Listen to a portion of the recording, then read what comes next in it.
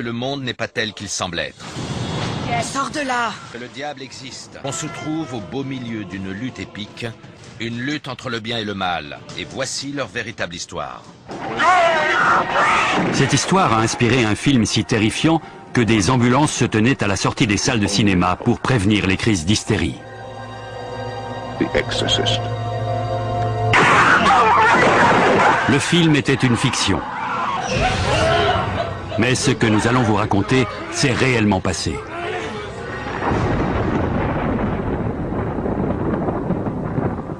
Nous avons pu reconstituer ces événements à partir d'un journal de bord longtemps oublié et des souvenirs d'un vieil homme d'église.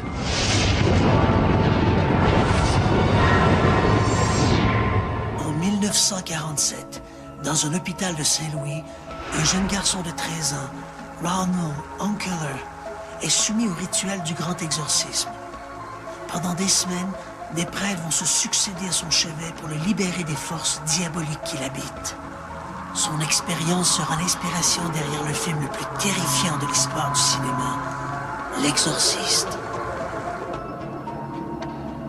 Lorsque l'on parle de la possession, on a l'impression de se retrouver en plein cœur du Moyen-Âge. Pourtant, on pourrait croire qu'avec la médecine moderne, ce phénomène aurait été chose du passé. Eh bien non. En 1949, à Cottage City, en banlieue de Washington, d'étranges phénomènes commencent à se produire autour du jeune Ronald Unkeler, un adolescent de 13 ans. Des objets bondissent littéralement en l'air au passage de Ronnie. La nuit, le lit de l'adolescent est violemment secoué au point où il n'arrive plus à dormir. Les Unkeler consultent des parapsychologues et des prêtres.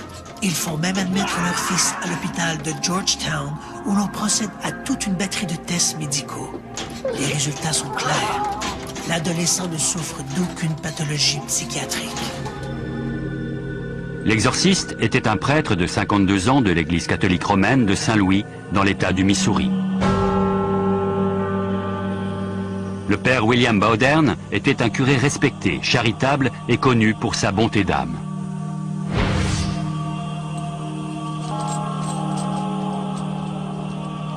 Ses 25 années de sacerdoce lui ont valu une réputation d'homme déterminé.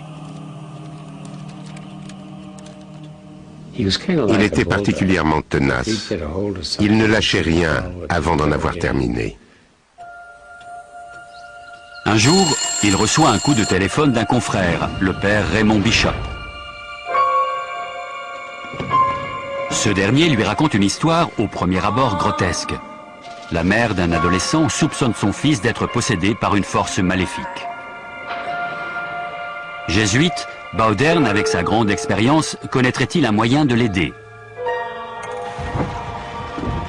La requête peut sembler saugrenue. Il accepte pourtant de rendre visite à la famille. Il n'est pas lui-même. Mais le docteur dit qu'il n'a rien. Les parents sont désespérés. Ils lui parlent de leur fils Richard et de ses problèmes. Merci d'être venu, mon père. Parlez-moi de Richard. Il se passe quelque chose en lui. Mais nous ne savons pas ce que c'est, ça me fait peur. Bowdern leur fait reprendre calmement leur récit depuis le début. La mère lui décrit la vie d'une famille ordinaire, heureuse et unie.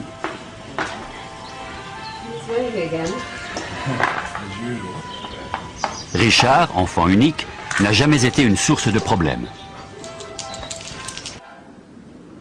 Ma belle-sœur Millie nous a rendu visite au mois de janvier. Elle et Richard étaient très proches. Je vais te montrer à quoi sert une planche Ouija. Elle avait apporté une planche Ouija. Une planche avec des lettres dessus. On laisse les esprits la déplacer. Comme ça? Oui, voilà. Millie et Richard ont passé des heures à jouer avec cette table.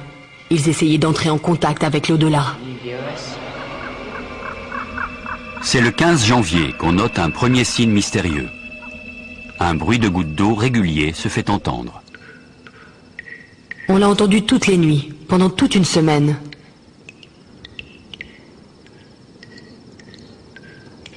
Pourtant, aucun robinet ne fuit. La petite famille est déconcertée.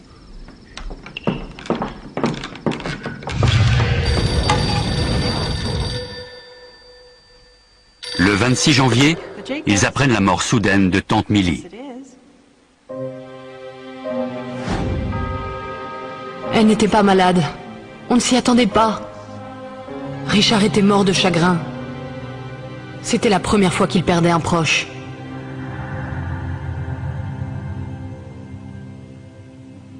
Les jours suivants, les bruits de gouttes d'eau et de martèlement ne font qu'augmenter. Ça vient de là-haut. Encore? Tu devrais aller voir. On fait venir les dératiseurs, mais les bruits continuent.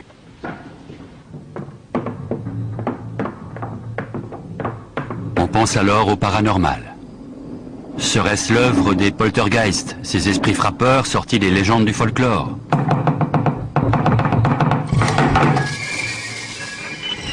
Il m'a traversé l'esprit que c'était peut-être Millie qui essayait d'entrer en contact avec nous.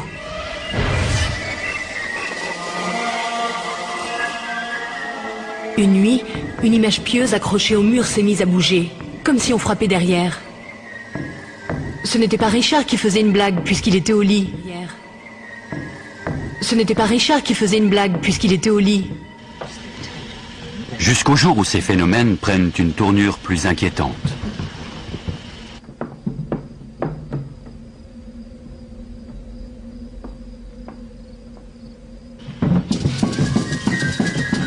Maman! Maman! Maman! Oh mon Dieu! Richard! William! William, viens vite!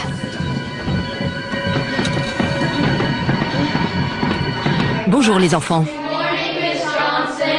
À l'école, Richard, un enfant d'ordinaire calme et sans histoire, devient l'élève le plus dissipé de sa classe. Arrête ça tout de suite! Mais c'est pas moi! Les parents s'adressent alors à un psychiatre. Fork, spoon, 7. Il lui a fait passer toutes sortes de tests, mais il n'a pas trouvé le moindre problème d'ordre mental. On est même allé voir un psychiatre. Pour le père Bowdern, cela ressemble à un simple cas de crise d'adolescence. Mais ça ne vient pas que de lui. On l'a vu.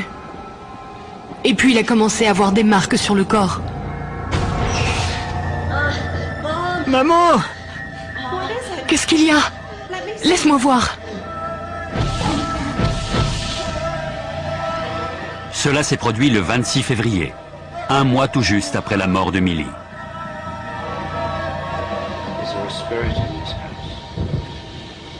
On a passé des journées à essayer d'entrer en contact avec Millie à travers la planche Ouija. Toute la famille croyait au spiritisme. Et à la mort de la tante, ils étaient préparés à une forme de communication avec l'au-delà. Si tu es Millie, prouve-le.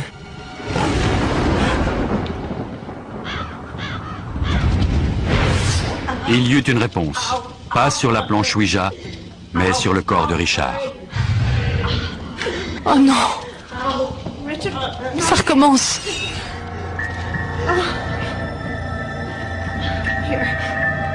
Les parents de Richard, désemparés, finissent par envisager l'impensable. Leur fils est peut-être habité par une force démoniaque. Ils se confient à leur pasteur, un luthérien.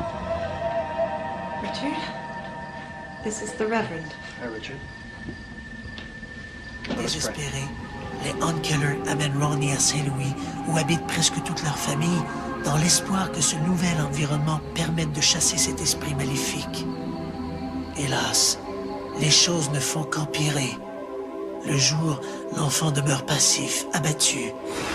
Mais la nuit, il devient agressif et violent. Des marques inexplicables apparaissent sur son corps. Bientôt, la ronde des meubles qui bougent et des objets qui volent reprend de nouveau.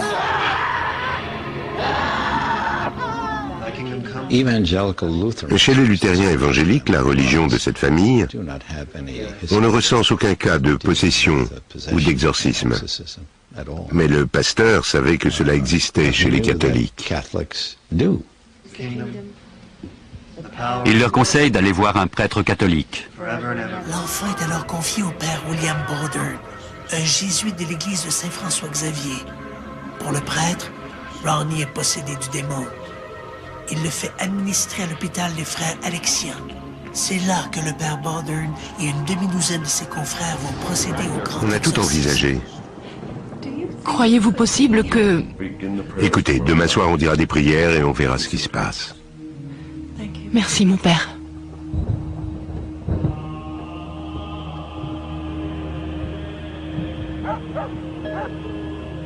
Le lendemain, le père Bowdern sonne à la porte. Cette fois, il est accompagné d'un témoin, l'homme que la famille avait contacté en premier lieu. Le père Raymond Bishop. Bonjour Richard. Bonjour mon père. Comment ça va? Je suis le père Bowdern et voici le père Bishop. Comment te sens-tu? Ça va. Bien. Si tu veux bien, j'aimerais te réciter ce qu'on appelle une neuvaine. D'accord. Ça commence comme ceci.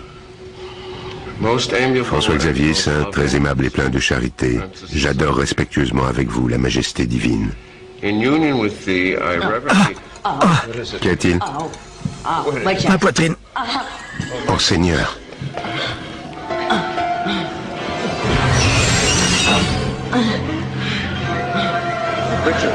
Richard, tu veux que ça s'arrête? Oui.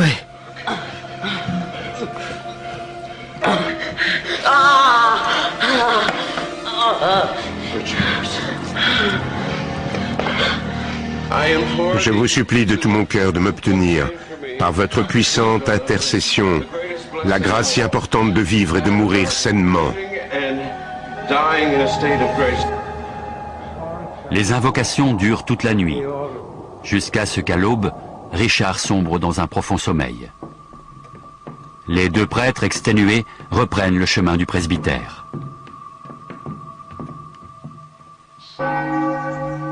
En repensant aux faits, le père Bowdern arrive à une sinistre conclusion.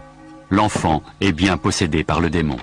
Il est allé demander à l'archevêque de Saint-Louis l'autorisation de prononcer des prières d'exorcisme, parce que c'est une obligation. On ne peut pas exorciser quelqu'un comme ça. L'archevêque n'y mit qu'une condition. Il lui a dit qu'il voulait un compte-rendu au jour le jour de tout ce qui se passait et de tout ce qu'il faisait. Il consulte le Rituale Romanum, un manuscrit vieux de 400 ans, rédigé en latin, sur les rites de l'Église catholique.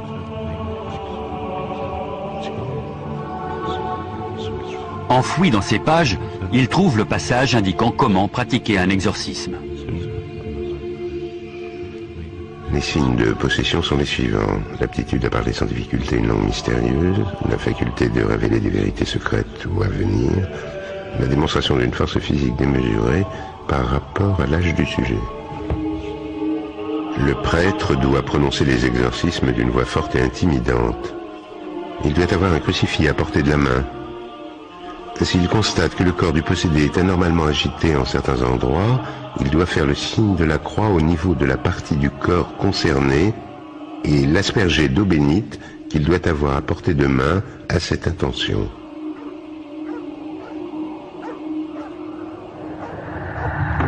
Bowdern et Bishop retournent au chevet de Richard. Ils sont prêts à défier le malin. Deus nomina tuae salvum me. Et virtute tuae judica me. Deus Extrait du journal de Bishop. Les coups qu'il porte sont sans commune mesure avec sa force physique. Get away from me. Deus et Pater Domini nostri Jesu Christe. Invoco nomen sanctum tuum et clementium. Les prières sont renouvelées d'heure en heure. Quand, vers 1h du matin, Ouvrez la fenêtre. Richard semble vomir quelque chose. Il s'en va. Qui s'en va? Il s'en va. Qui s'en va?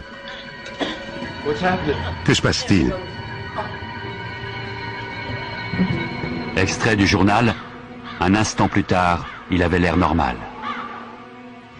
Toute la famille s'est agenouillée au pied de son lit et a récité des grâces.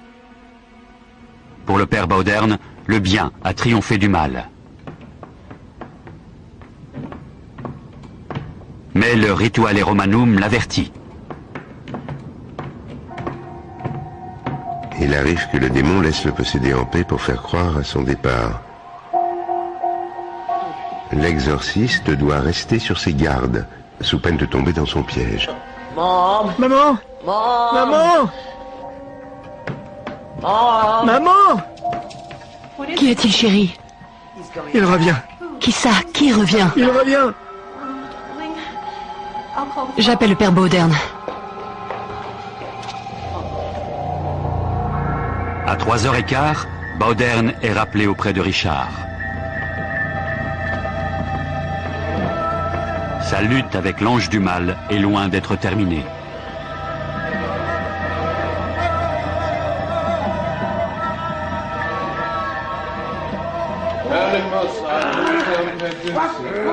Dimanche 20 mars, extrait du journal. À 20h15, Richard a eu une crise plus violente que toutes les précédentes.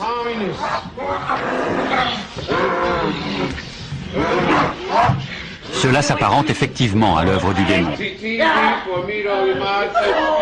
Les proches du garçon ne peuvent endurer ce cauchemar plus longtemps. Le père Bowdern décide de suivre les instructions du Rituale Romanum. Dans la mesure du possible, le possédé doit être emmené dans un lieu approprié, isolé du monde, où sera pratiqué l'exorcisme.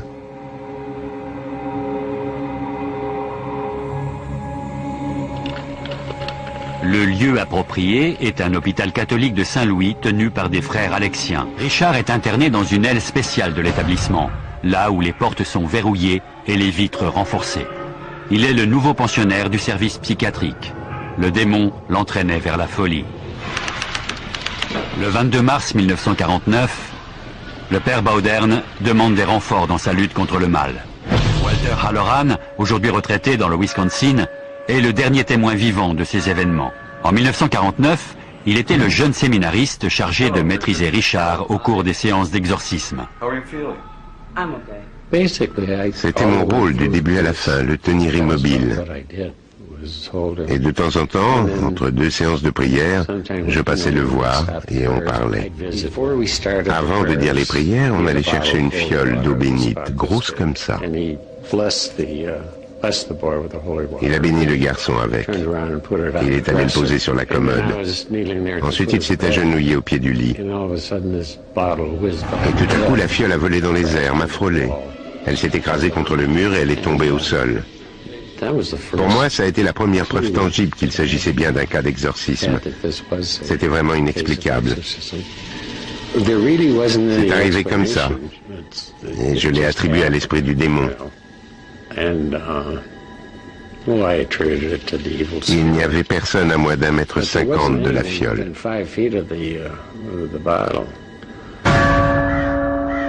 Tu vas mourir en 1957.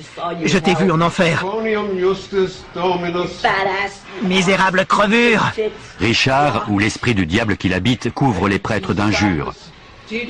Dans le journal, il est fait mention d'un langage obscène et ordurier, évoquant les parties génitales et la masturbation. En 1949, cela a de quoi choquer. Fallait-il imputer ce langage à la possession démoniaque ou à de la pure malveillance?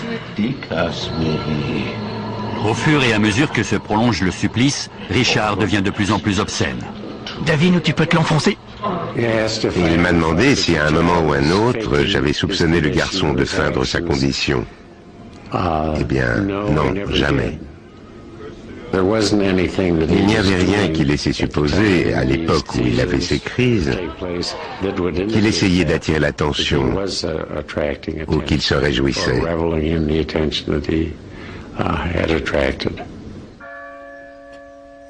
Certaines indications du Rituale Romanum font naître de nouveaux doutes chez le père Bowdern. Il y a un certain nombre de conditions et de descriptions qui concernent l'exorciste lui-même. Le prêtre doit se distinguer par sa piété, sa prudence et son intégrité. Bowdern se demande s'il a la force morale de vaincre Satan.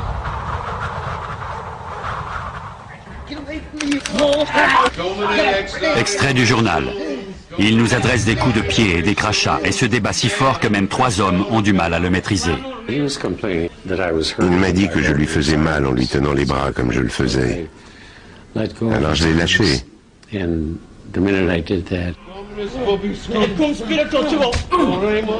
Et aussitôt il m'a frappé. Père, est-ce que ça va? Richard, par pitié. Qu'est-ce qui t'arrive? Ce n'est rien, je me suis fait mal. Richard semble ne pas se rendre compte. Pour sa famille, l'épreuve est douloureuse. Pour les hommes d'église, elle est épuisante. Le jour, Baudern officie dans sa paroisse sans dire un mot de ses activités nocturnes. Quel péché as-tu commis? Physiquement, il était à bout de force. Il avait toujours peur d'oublier quelque chose. Il a aussi beaucoup souffert moralement. Spiritus Mundi et omnibus socialis tuis hoc de famulum occidentibus ut per mysteria incarnationis passiones. Extrait du journal. Il y a eu 4 ou 5 mictions de ce type au cours de la nuit. Certains jours, on avait l'impression de faire des progrès, et d'autres fois, c'était décourageant. De toute évidence, on n'avançait pas. La mère de Richard songe à tout abandonner et à ramener son fils à la maison. Le père Baudern, exténué, amaigri et de plus en plus faible. Il doit s'élever à travers la prière et le jeûne pour implorer l'assistance divine et chasser les démons. Je me souviens qu'il jeûnait tout le temps et qu'il priait beaucoup. Il disait, c'est tout ce qu'on peut faire. Le rituel continue. Un soir, on remarque que les mouvements de Richard se font plus violents chaque fois que le prêtre invoque le nom de Dieu.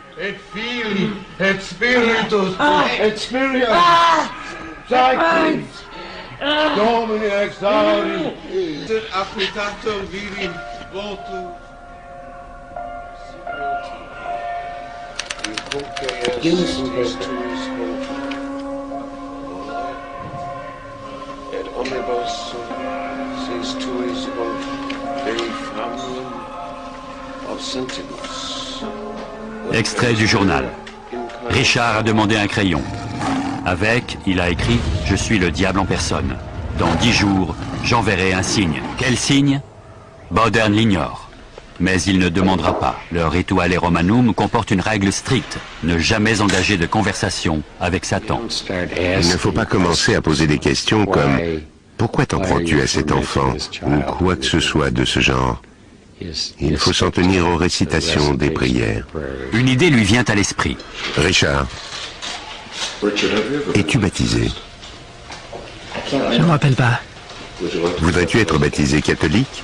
Oui, mon père. Le baptême est le tout premier sacrement dans la vie d'un chrétien. C'est déjà une forme d'exorcisme. Habituellement, il est célébré dans la joie. Celui de Richard sera un cauchemar. Avec le baptême, l'exorciste possédait son arme la plus redoutable. Renonces-tu à Satan? Il répète la question encore et encore. Renonces-tu à Satan? Renonces-tu à Satan? Je renonce à Satan. In nomine Patris et Filii et Spiritus Sancti.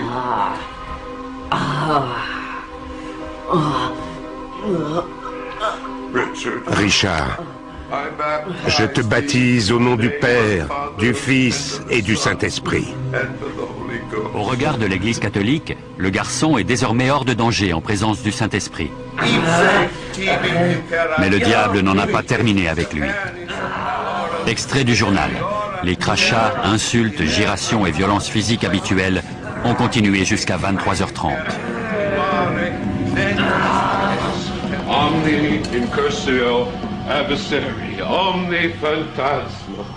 Il faisait des choses étranges. Il vous crachait dessus et ses yeux étaient fermés. Il se jetait sur moi les yeux fermés, mais ne me ratait jamais. Nuit après nuit, les prières de libération sont répétées. Le jeune Unkeler est en proie à des comportements violents. Il frappe les prêtres et leur crache au visage. Lorsqu'on l'asperge d'eau bénite, l'enfant hurle sa douleur et lance des obscénités innommables. En mai 1949, les prêtres se réunissent une fois de plus au chevet du jeune Unkiller. La séance se révèle l'une des plus violentes. Les prêtres hurlent littéralement leur litanie, alors que Ronnie leur crie les pires obscénités. Puis, en après-midi, l'adolescent épuisé sombre dans un profond sommeil. Notre Père, qui êtes aux cieux, que votre nom soit sanctifié. Richard, que se passe-t-il? Comme gravé dans la peau en lettres majuscules, le mot « sortir » apparaît sur son corps. Extrait du journal. Le diable a ri et a lancé « Il n'a plus qu'un seul mot à dire, mais il ne le dira jamais. » Il n'a plus qu'un seul mot à dire, mais il ne le dira jamais. On se demandait bien de quel mot il pouvait s'agir. Et on a pensé que ce devait être Seigneur.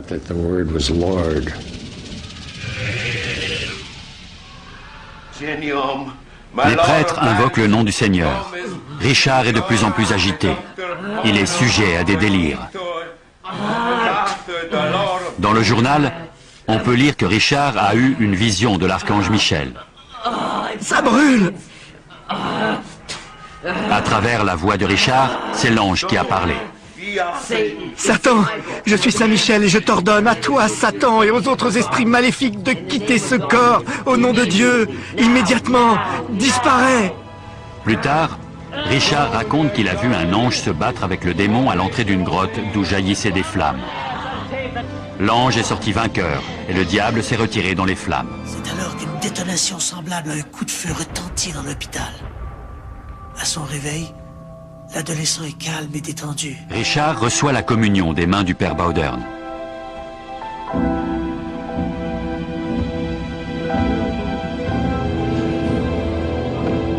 Peu de temps après, une puissante détonation retentit dans les murs de l'hôpital. Mais personne n'a vu la moindre explosion, ni perçu d'onde de choc. Les gens qui étaient dans l'église de l'autre côté de la rue l'ont entendu. Les lumières se sont éteintes et quand elles se sont rallumées, Richard s'est assis et il a dit « Il est parti ». Pour Bowdern, cet étrange phénomène indique que le démon a fini par quitter le corps de Richard.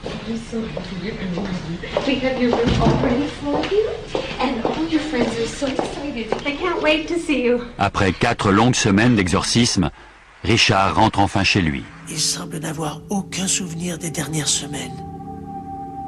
L'enfant reprendra bientôt une vie normale, oubliant même ses 6 mois de possession. La possession démoniaque est un phénomène très très rare. Sur des milliers de personnes atteintes de troubles psychotiques, un seul cas est lié à une possession démoniaque. Dans d'autres cultures, ce peut être un esprit, qui soit bon ou mauvais, ce peut être l'esprit d'un ancêtre disparu, ce peut être la personne qu'on vient d'inhumer. Il y a beaucoup d'autres possibilités. On parle même de possession animale dans certaines cultures également. Mais en Occident, effectivement, à tout seigneur, tout honneur, on attribue très vite les phénomènes au diable lui-même. Le phénomène de la possession est particulièrement présent chez les groupes dont la religion s'inspire des traditions africaines comme le vaudou ou l'umbada. En Occident, de plus en plus de thérapeutes croient que certains troubles du comportement comme la schizophrénie et les cas de personnalité multiple peuvent être l'œuvre d'une infestation par une entité invisible.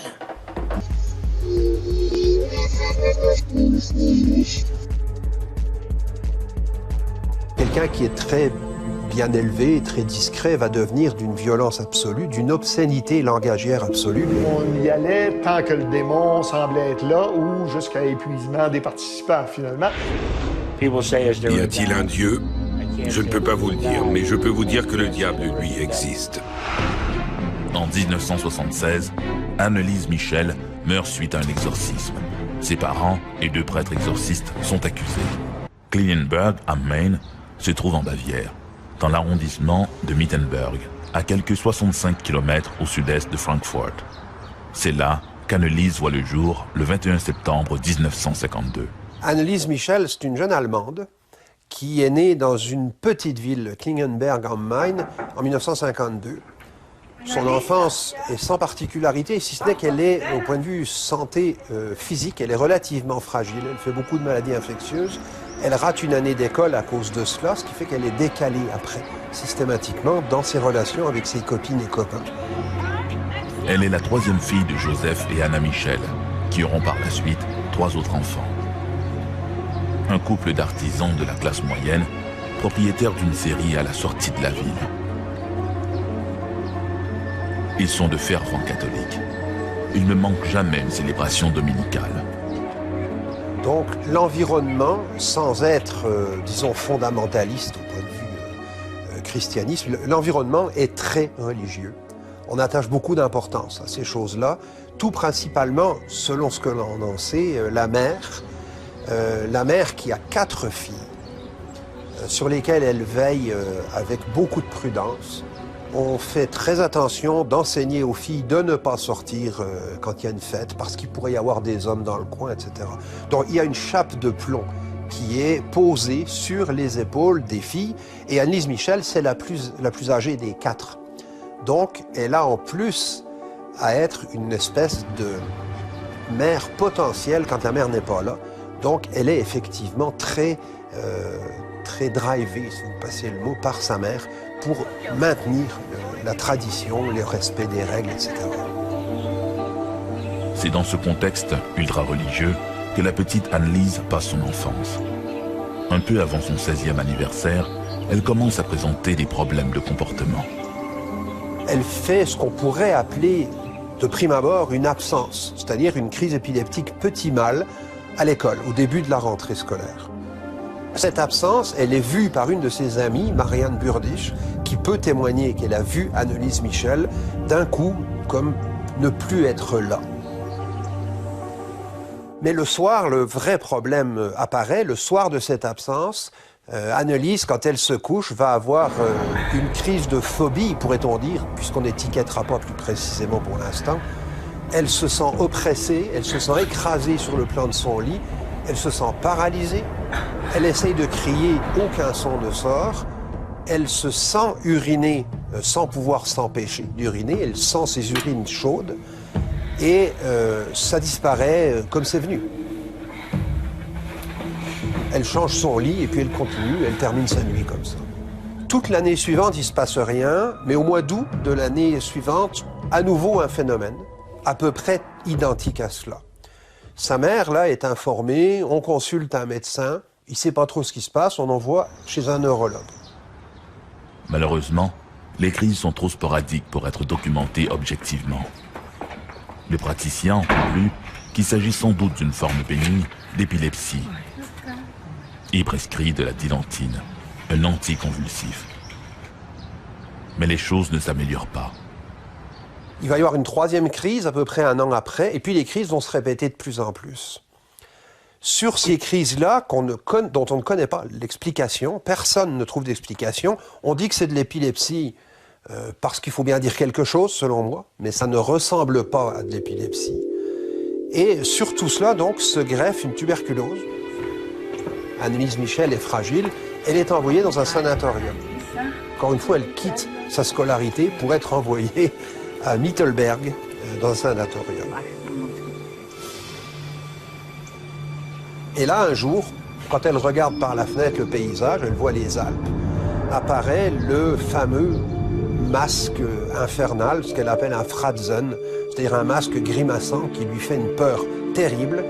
Elle n'est plus capable de prier à partir de là, et elle se sent comme investie par ce visage. Et en fait, c'est le début d'une hypothétique possession diabolique, ou ce qu'on appellera plus réellement un syndrome de possession diabolique.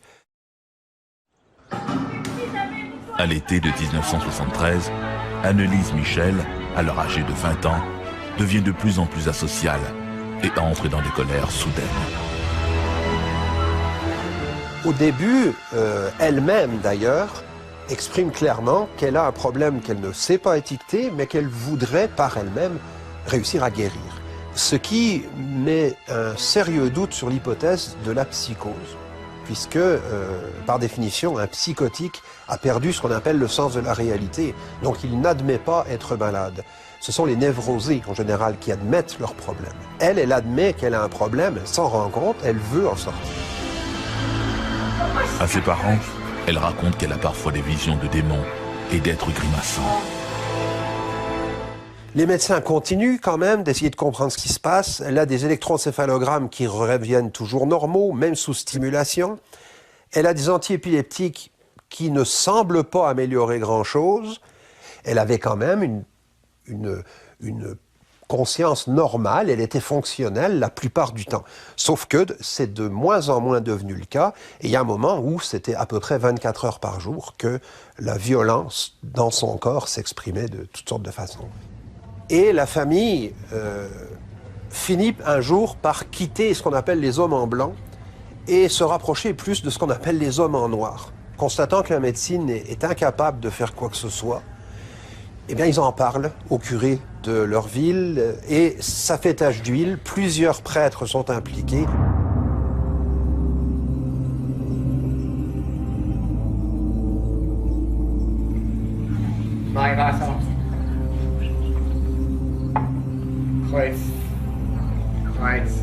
En septembre 1975, l'évêque de Roosburg, Joseph Stengel, autorise l'exorcisme.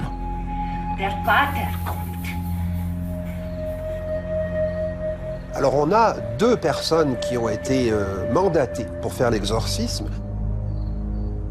Il charge les pères Arnold Renz, un ancien missionnaire en Chine, et Ernst Alt, un prêtre de la région et ami des Michel, de procéder au rituel du grand exorcisme.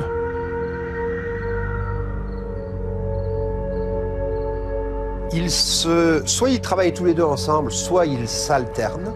Ils ne seront pas toujours tous les 2 constamment là. Et on sait qu'ils sont conseillés dans leur démarche. Ils sont conseillés par un certain nombre de jésuites et aussi par le père Adolphe Rodewijk, qui lui est la sommité dans ce domaine. Pour l'Église, l'existence du diable est une réalité, sinon une nécessité. En matière d'exorcisme, le Vatican se montre toutefois prudent. Alors là, si on parle théologie, les signes de possession diabolique ont été définis dans la première édition du rituel romain de 1614. C'était l'initiative du pape Paul V qui voulait donner des règles à suivre et donc des moyens de diagnostiquer. Le rituel romain impose 3 signes, ce qu'on appelle la xénoglossie, parler ou comprendre une langue souvent morte et qu'a priori la personne n'est pas censée connaître. Deuxièmement, la cryptesthésie, c'est-à-dire connaître des choses cachées. Et troisièmement, le décuplement des forces, en corrélation bien sûr avec l'âge et le sexe de la personne. Théoriquement, il faut ces 3 signes pour au moins commencer, au point de vue théologique, à évoquer un diagnostic de possession diabolique. Ces signes sont nécessaires, mais ne sont en aucun cas suffisants.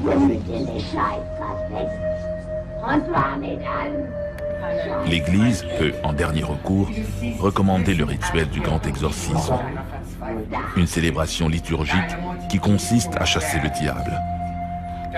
Le rite comprend diverses prières, l'imposition des mains et une formule impérative qui s'adresse directement au diable et lui ordonne de s'en aller. Oh, dass die dann so schlimm ist und so grausam, so furchtbar. Nee. Das tut mir leid, das ist so leicht zu haben, wenn es dann wirklich...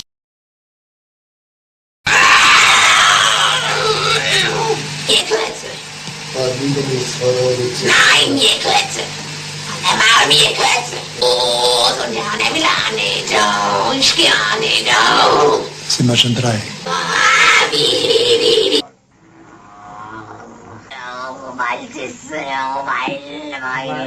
Weil der Teufel größer.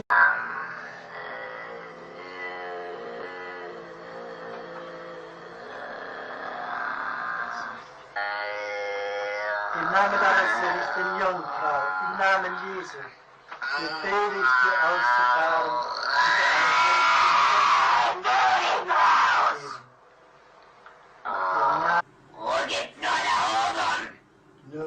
Ruhe gibt's nur dort, wo die Liebe ist. Ja, bei uns gibt's nur, ja, no. Nur Hass. Ja. Nein! Unfair!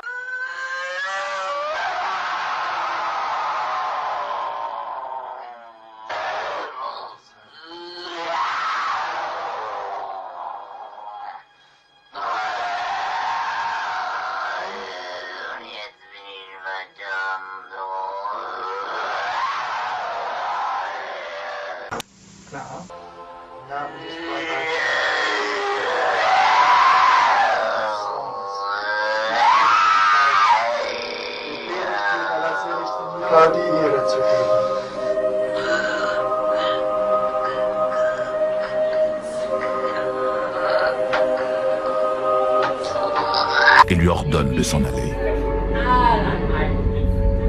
C'est ce rituel auquel est soumise la jeune Anne-Lise dès septembre 1975. C'était fait dans la maison familiale et il avait même été prévu par les parents pour conserver leur image de bourgeoisie honnête, de faire ces exorcismes dans une pièce qui donne sur l'arrière de la maison. Parce que si ça fait beaucoup de bruit, il ne faut pas que les gens dans la rue entendent. C'est un aspect qui peut paraître très accessoire. En fait, on se rend compte du cadre familial rien qu'avec une anecdote comme celle-là, où il ne faut pas qu'on l'entende, donc on va se mettre derrière.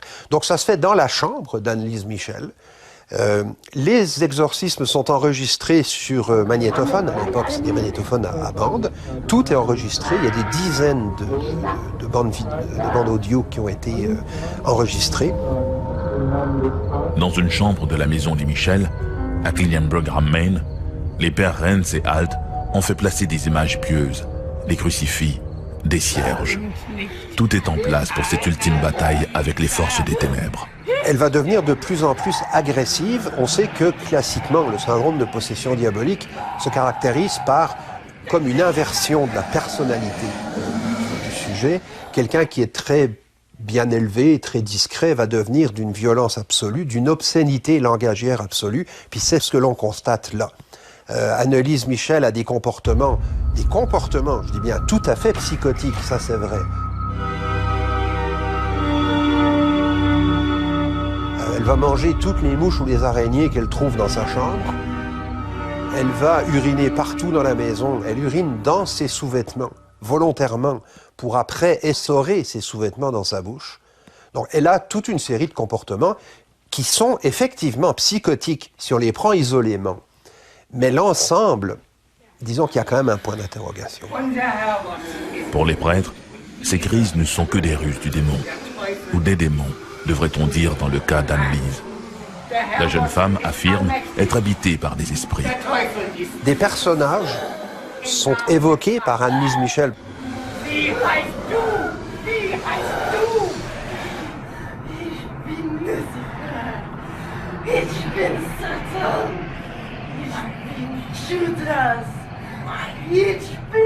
Les exorcismes, il y en aura presque 70. Anne-Lise est dans un état physique et psychologique de plus en plus dégradé. Elle est déshydratée, elle est violente face à elle-même, elle se frappe la tête contre le plancher, elle a des bleus partout. Elle ne mange plus, elle ne boit plus. En mai, dans ces rares moments de lucidité, la jeune femme jure que les entités malveillantes qui l'habitent l'empêchent de se nourrir. On sait qu'elle n'était plus capable du tout d'avaler la moindre goutte d'eau. Et cela, on ne traîne pas plusieurs semaines comme ça. En plus, ça faisait très longtemps qu'elle ne mangeait à peu près plus rien, sauf quelques araignées. Au matin du 1er juillet 1976, ses parents la trouvent étendue sur son lit, sans vie. Anne-Lise Michel a été trouvée morte le matin du 1er juillet 1976. Le père ouvre la porte de la chambre, il pense que sa fille dort, il s'en va, et plus tard dans la matinée, en fait, ils vont se rendre compte qu'elle ne dormait pas, elle est morte. Appelé à la maison des Michel, le médecin légiste refuse de signer l'acte de décès. Le père a voulu demander au médecin de famille de signer un certificat de décès. Mais le médecin de famille n'était pas à Klingenberg, il était assez loin. Donc il a dit, je vais arriver dans quelques heures. Quand il arrive, le médecin se rend compte qu'il n'a pas son bloc de certificat de décès. Alors il appelle un collègue pour dire, peux-tu me prêter un certificat? Et le collègue lui dit, oh attends là, c'est pas une mort très, disons, très saine, tu peux pas signer un certificat de décès. Et donc, à partir de là, il y a eu demande d'autopsie, etc. Donc, en fait, si le médecin de famille n'avait pas oublié son bloc de certificat de décès, on n'aurait jamais connu l'affaire Anneliese Michel. Un examen post-mortem révélera qu'Anneliese est morte de faim. Les instances judiciaires sont informées et le 13 juillet, les 2 prêtres exorcistes et les parents d'Anneliese sont formellement accusés d'homicide involontaire. Alors ce procès s'est terminé par une condamnation pour culpabilité. Les 2 parents ont été impliqués et les 2 exorcistes. Donc avec peine de prison. Mais instantanément, le juge, Bolander, je crois s'appelait-il, le juge a commuté en sursis la peine en question. Donc il n'y a pas eu d'incarcération du tout, mais ils ont été reconnus coupables. Anneliese Michel repose aujourd'hui au cimetière de Klingenberg, à quelques dizaines de mètres de la résidence familiale, là où la jeune femme a livré son dernier combat contre les forces du mal. Si on regarde un petit peu tout ce qui s'est produit, tout ce dont on a des preuves, comme quoi ça s'est produit comme phénomène, c'est vrai qu'on pourrait dire, tel signe, ça se rencontre dans telle affaire. Tel autre, oui, ça se rencontre dans telle chose. Tel autre, dans telle chose. Mais ça sous-entendrait que Anneliese Michel avait 27 maladies neuropsychiatriques en même temps. Mais est-ce qu'il faut dire qu'Anneliese Michel avait une psychose, une épilepsie temporale, un syndrome de Gilles de la Tourette, une paralysie du sommeil, une schizophrénie, puis tout ça en même temps? Et c'est là où il y a un petit problème qui amène peut-être à reconnaître le syndrome de possession diabolique.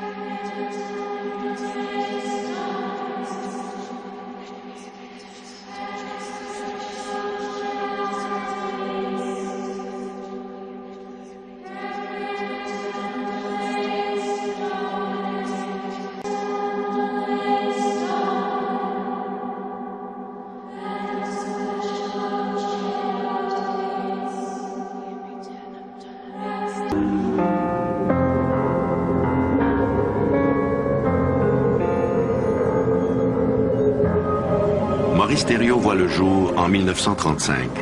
Il est le premier-né de Emelda et Maxime Thériault, un couple d'agriculteurs de Sainte-Agathe au Québec. Le jeune Maurice n'a pas encore 10 ans lorsque ses parents décident d'aller s'installer à Fort Kent, dans le Maine, aux États-Unis. Ces années d'après-guerre sont difficiles et le gamin doit travailler de longues heures au champ pour aider son père. Il travaillait sur la ferme avec son père dans le Maine. Il y était obligé, c'était son devoir. Il a quitté l'école en 3e année. Il travaillait à la ferme et s'occupait des tâches ménagères et de ses frères et sœurs. Maurice was a normal kid to a certain extent. Jusqu'à un certain point, Maurice était un enfant normal, jusqu'à l'âge de 8 ou 9 ans.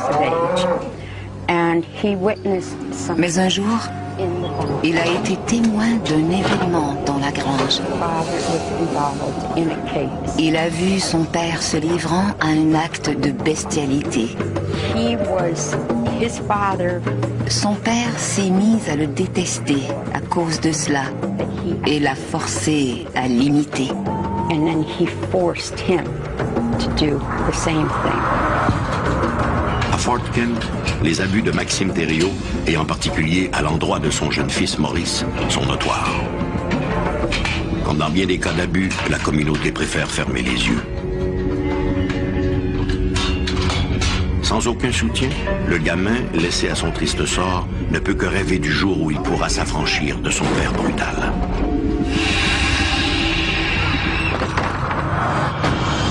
Un après-midi, en revenant de l'école, après avoir été battu par son père pour la énième fois, le jeune Maurice s'écrie « Je préférerais travailler pour le diable plutôt que de travailler pour toi. » Et pour le diable, il va travailler. À 21 ans, le jour même de sa majorité, il quitte le foyer familial sans prévenir personne. Maurice prend un billet d'autobus pour New Britain, au Connecticut. C'est là qu'il tombe amoureux de Patricia Ann O'Brien. Hélas, l'union ne dure pas. Avant son mariage, alors qu'il était encore très jeune, nous n'avons pas été en mesure de documenter ses comportements bizarres. Parfois, Maurice entre dans des transes qui le métamorphosent. Il devient violent. Et à au moins 2 occasions, des événements surnaturels inexplicables accompagnent ces crises. Un jour, le crucifix placé au-dessus de son lit se met à saigner. Rares sont les gens qui peuvent parler une langue morte. Et encore moins faire référence à des citations religieuses très précises.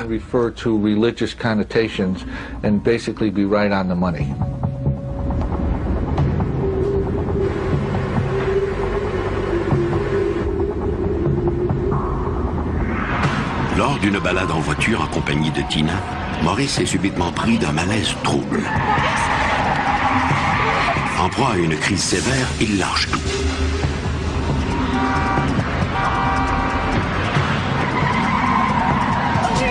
Tina voit distinctement le volant et l'accélérateur réagir comme si quelqu'un conduisait la voiture. Les tentatives désespérées de Tina pour sortir son mari de sa torpeur demeurent vaines. Tina a la conviction qu'une entité invisible a pris le contrôle de la voiture et qu'elle veut les tuer. Craignant pour la vie de ses jeunes enfants et pour sa propre sécurité, elle met un terme à leur vie commune.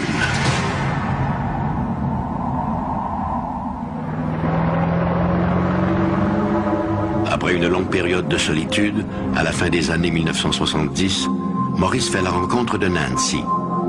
Avec elle, il a l'impression que cette fois, les choses peuvent vraiment changer.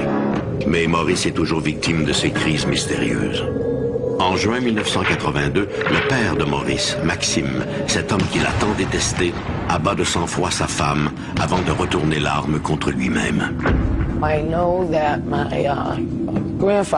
Mes grands-parents étaient allés en vacances en Oklahoma. Ma mère m'a appelé à l'école pour m'annoncer que grand-papa avait abattu grand-maman d'une balle dans la tête et qu'il s'était suicidé. Il s'est tiré. L'assassinat de sa mère et le suicide de son père ne font qu'ajouter aux troubles de Frenchy. Les étranges crises dont il souffre s'accentuent. Plus les mois passent, plus Nancy est inquiète pour la sécurité de Maurice et pour la sienne. Inquiet lui-même de ses comportements anormaux, mon père s'est rendu à la police, où on lui a dit qu'il était fou. La situation a empiré, ce que nous avons souffert. Bien que la capacité de Maurice Thériault à devenir violent à tout moment ait été terrifiante pour tous ceux qui l'entouraient, c'est la source de sa violence qui attira Ed et Lorraine Warren chez les Thériault. Il était habité par un esprit maléfique, peut-être même par plusieurs esprits. Pendant plusieurs années, les Warren ont assisté à des exorcismes et les ont enregistrés. Ils ont été appelés par un prêtre catholique après que Nancy ait demandé de l'aide pour maîtriser les comportements de Maurice. Quel phénomène? Des sons, du sang qui coulait de ses yeux, sans cause naturelle. Des croix apparaissaient sur son corps. On a appelé la police. Les policiers de la région ont trouvé Maurice étendu sur le plancher de la salle de bain. Ils ont été témoins de phénomènes autour de Maurice. Le sang qui coulait de la bouche et des yeux. Des messages écrits en français apparaissaient dans son dos. Nancy décrivait les années de terreur dont elle n'avait jamais parlé par peur, ni aux policiers, ni aux Warren, lesquels étaient alarmés par les phénomènes inexpliqués entourant les Thériault. Soudain, en me retournant, j'ai vu ce truc voler. Un madrier a traversé la serre et l'a frappé si fort à la tête qu'il est tombé. Nancy Thériault parle des étranges phénomènes qui se répétaient sans cesse. Entre les faits surnaturels évidents, il y avait toujours la violence de Maurice. Il les menaçait, il les frappait, il crachait. Il parlait constamment de suicide et de meurtre. Pourquoi ne l'avez-vous pas quitté? Parce qu'il nous menaçait sans arrêt. Il nous interdisait de le quitter. Et nous ne l'avons jamais dit aux Warren. Il nous interdisait de parler. Il disait que si les enfants, mes enfants parlaient et essayaient de nous séparer, il en tuerait un, ou il arriverait quelque chose à l'un d'eux. Il s'est résolu à consulter un prêtre. Le prêtre Homer Boyer nous a contactés de Warren, au Massachusetts. Il nous a raconté que des événements très étranges entouraient la famille d'un fermier, un Canadien français de sa paroisse. Il s'agissait d'un homme d'un certain âge, environ 70 ans, avec beaucoup d'expérience. Il n'était pas du genre à céder facilement à la panique ou à l'exagération. C'était un homme gentil, pieux et dévoué. Il m'a dit qu'il priait à l'occasion avec la famille, mais qu'il sentait une présence malsaine et hostile. Il a demandé notre aide. Dès la première visite, ils nous ont parlé de la lévitation d'objets, des écritures sur le dos de Maurice, qui ressemblaient à des incisions au scalpel, et le sang imprégné sur son t-shirt, qui disparaissait aussitôt qu'il l'enlevait. J'ai été très impressionné par cette première rencontre. Et peut-être à cause de ma profession de policier, très sceptique aussi.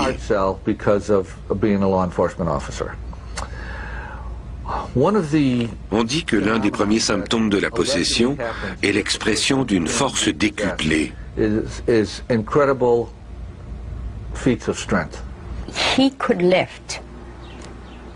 Il pouvait soulever une statue de 200 kilos. Il possédait une statue de béton très lourde qu'il avait récupérée dans un cimetière. C'était une statue de Sainte Thérèse, je crois. Elle tenait des roses, mais les fleurs étaient brisées, et c'est pourquoi on l'avait écartée. Quoi qu'il en soit, Maurice, lorsqu'il faisait appel à cette entité qui le possédait, pouvait la soulever uniquement avec le bout de ses doigts.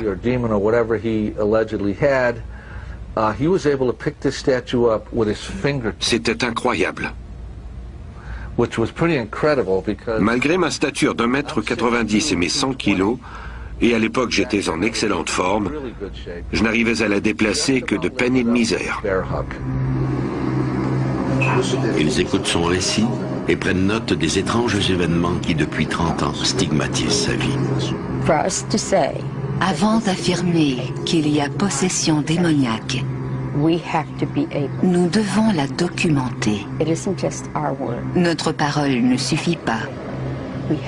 Nous avons fait admettre Maurice dans une institution psychiatrique du Massachusetts pendant 30 jours, où il a été évalué par des médecins.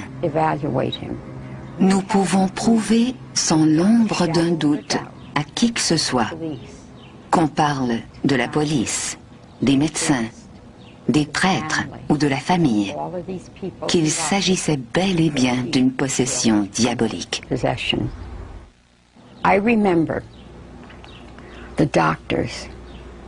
Lors d'une rencontre avec les médecins, tous étaient d'avis qu'aucune pathologie ne pouvait expliquer les phénomènes bizarres autour de Maurice. Pour eux, il ne fait aucun doute que Maurice Thériault est victime d'une, sinon de plusieurs entités diaboliques. Nancy, Maurice, Ed, moi-même et le père Homer Boyer avons rencontré l'évêque Timothy Harrington. Il a été tellement ému par la situation désespérée de cet homme qu'il l'a serré dans ses bras et lui a dit « Je vais t'aider, mon fils ». C'est ce jour-là qu'a eu lieu le premier exorcisme. Le dimanche suivant, Maurice et Nancy se sont rendus à l'église. Au moment d'arriver en haut de l'escalier, Maurice a fait une culbute dans les airs et s'est retrouvé en bas sans une égratignure. C'est là que nous avons décidé de faire un deuxième exorcisme. Un troisième exorcisme a eu lieu le 2 mai 1980.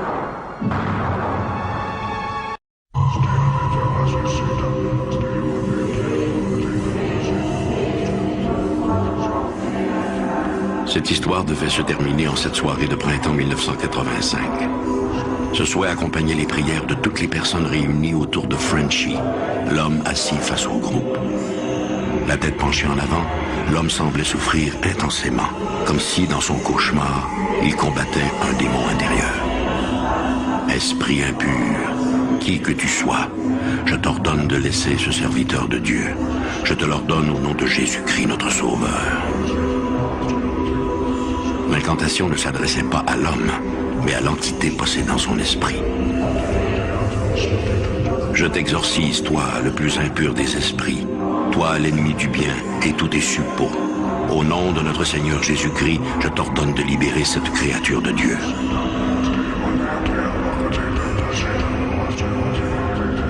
Mis à part le policier qui filmait l'étrange rituel, l'assemblée, motivée par la peur, priait maintenant avec ardeur.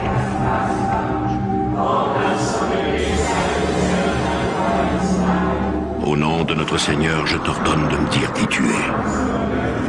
Les yeux révulsés, le possédé laissa échapper une longue plainte gutturale. Je suis qui je suis. Je suis le seul et unique. C'était la voix du plus vieil ennemi de l'humanité. Le groupe des gens en prière est réuni autour de Frenchy dans la modeste demeure de Warren, au Massachusetts. Il y a là un prêtre, le père McKenna, 2 démonologues, Lauren Warren et son mari Ed, le policier qui filmera la séance et quelques témoins. Tous participent à ce troisième exorcisme. Après le rituel, Maurice Thériault reprend une vie à peu près normale. Pendant un temps, les Warren vont maintenir le contact avec lui, juste pour s'assurer que tout va pour le mieux, sachant par expérience qu'une rechute est toujours possible. Finalement, on a pris une décision. L'évêque Robert McKenna, un ami du prêtre qui avait parlé du cas de Maurice Thériault Warren, a décidé qu'un exorcisme formel était la seule façon d'éviter une tragédie. On appelle cela le rituel du démon.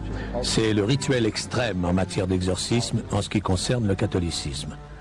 Il s'est préparé et est allé chez les Thériault.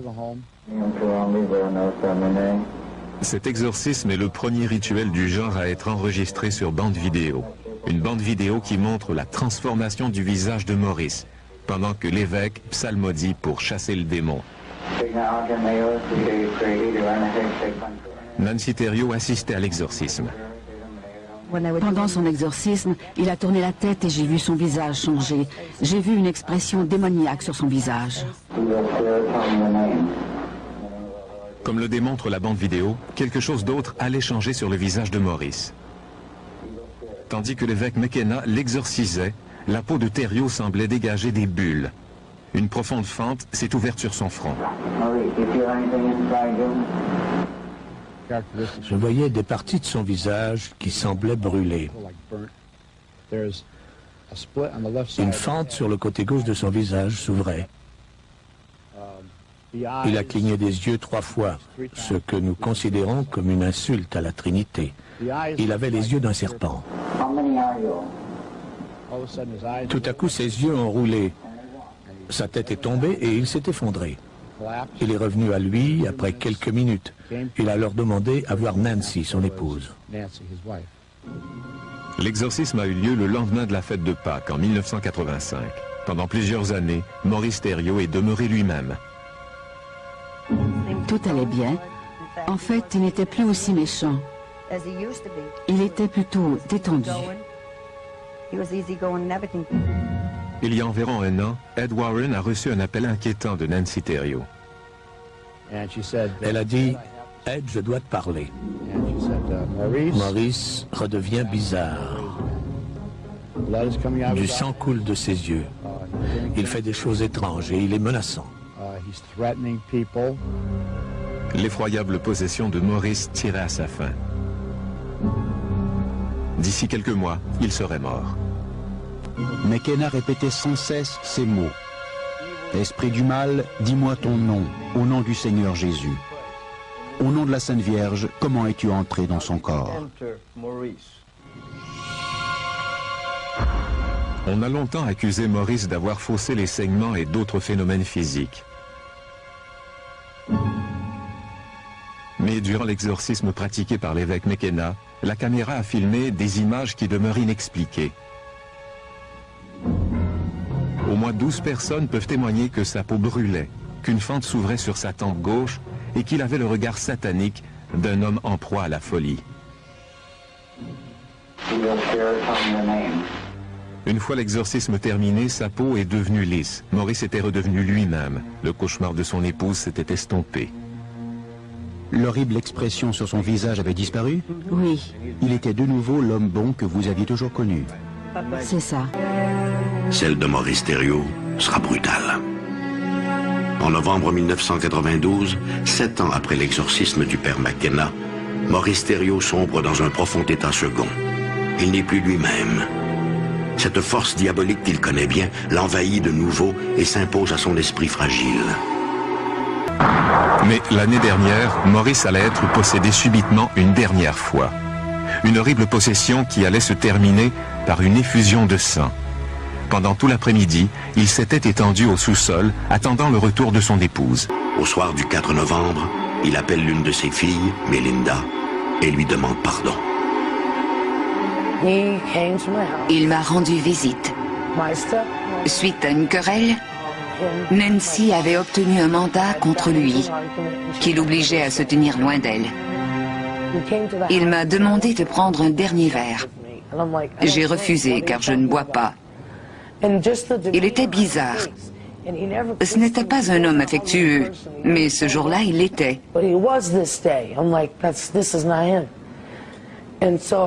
Plus tard, j'ai fait part de mes craintes à ma sœur, Maureen. Je lui ai demandé de m'accompagner jusqu'à la ferme pour éviter, je ne savais trop quoi. J'avais l'impression de voir 2 individus. Mon père avait toujours dit que sa vie se terminerait comme celle de ses parents. Il avait bien organisé son coup. Je savais que Nancy était au bingo ce soir-là. Et je voulais lui laisser une note. Nous sommes donc partis en camion. Je voulais prouver à ma sœur que mon père était là, malgré l'ordre de cour. Nous sommes arrivés à la maison. Il n'y avait pas de voiture. Nous sommes entrés et avons écrit la note. Soudain, j'ai entendu un bruit au sous-sol. Je savais que ce n'était pas le chien. J'ai ouvert la porte et mon père m'a braqué un fusil au visage. Il croyait que j'étais Nancy. Il m'a dit de me calmer. J'ai voulu appeler le 911, mais il avait déjà coupé la ligne du téléphone. Son camion était stationné à 1,5 km derrière la maison, hors de vue. Je lui ai demandé de s'asseoir sur le divan et de se calmer. Je priais pour que Nancy n'arrive pas à ce moment-là. Il s'est excusé d'avoir été un père absent et m'a expliqué les raisons qui le poussaient à agir de la sorte. J'ai essayé de le convaincre que ce n'était pas la solution.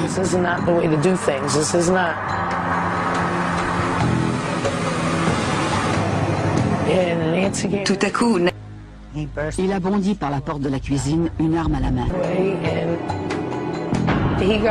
Il était enragé.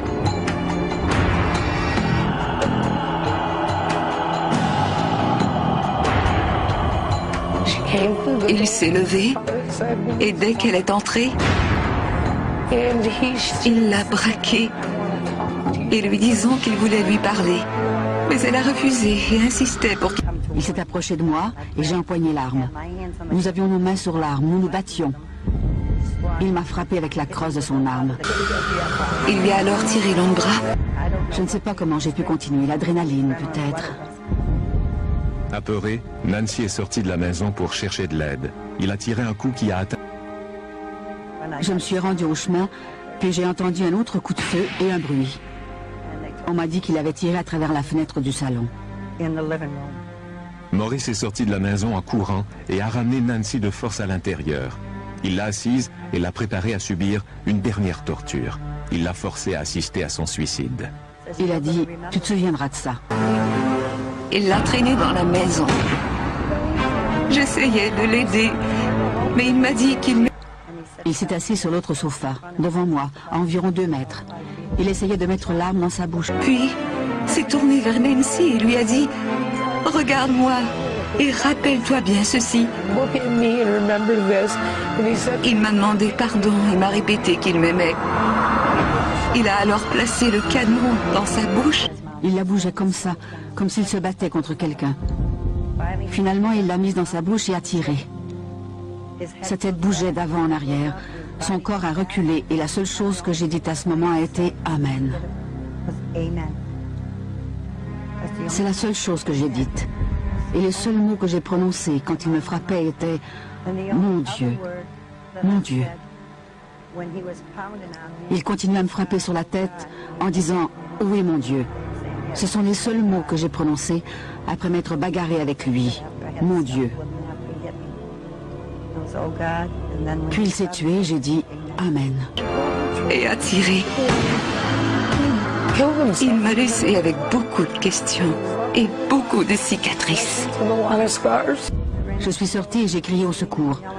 Je suis allée vers une maison à droite en criant « Aidez-moi, aidez-moi, aidez-moi ». J'ai aperçu mon propriétaire qui habitait un peu plus loin. Il me disait « Nancy, ne t'arrête pas de parler ». J'ai commencé à parler de mes petits-enfants. Je récitais mes prières. La vie des Thériault dans leur petite maison de campagne est tranquille à nouveau. La vie a repris son cours dans la collectivité rurale de Whately, au Massachusetts. Est-ce qu'il vous arrive de rêver de lui? Pas une fois je n'ai rêvé à cet homme depuis cette histoire. Je regrette qu'il soit mort. Je veux dire que je ne souhaitais pas sa mort. Je voulais seulement qu'il me laisse tranquille. Je suis heureuse qu'il ne soit pas. Maurice Thériault était mon père. C'était un fermier venu du Canada. Il a vécu une situation difficile.